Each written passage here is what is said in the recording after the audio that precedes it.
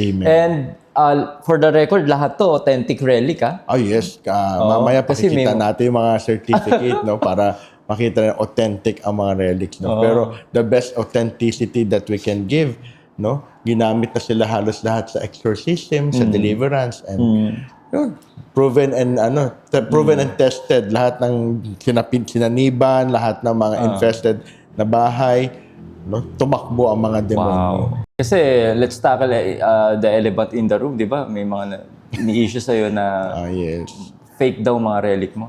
Yeah, well, ang ano lang naman dyan, sagot ko lang sa kanila is, come here to the reliquarium. No? Tingnan nila, let them feel and let them see kung anong makita nila, and then we can prove to them.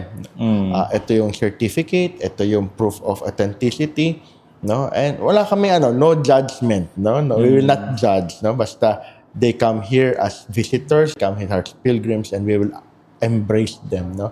Kaya nga, we do not look at them as enemies, no? We look at them as our brothers and sisters also. Wow, galing. Na siguro curious lang talaga sila, no? Pero yung curiosity nila siguro matutulungan natin yan kapag naipakita natin yung katotohanan. Tama. Yeah. Speaking of that, kasi si Brother Lors, alam ko nung bumalik na siya sa Katoliko, dito siya para nag-profess ng Wow, ng yes. faith niya and confession, kung naalala mo yun. Yes. I consider Yun, that. naramdaman niya din yung parang holiness nung lugar. Yeah. And miracles do happen. Hindi lang yung siguro yung miracles na yung tulad ng ginagawa ni Jesus, pero yung ngayon, yung hostile wills, no, ma-touch ni Lord through the service of the saints.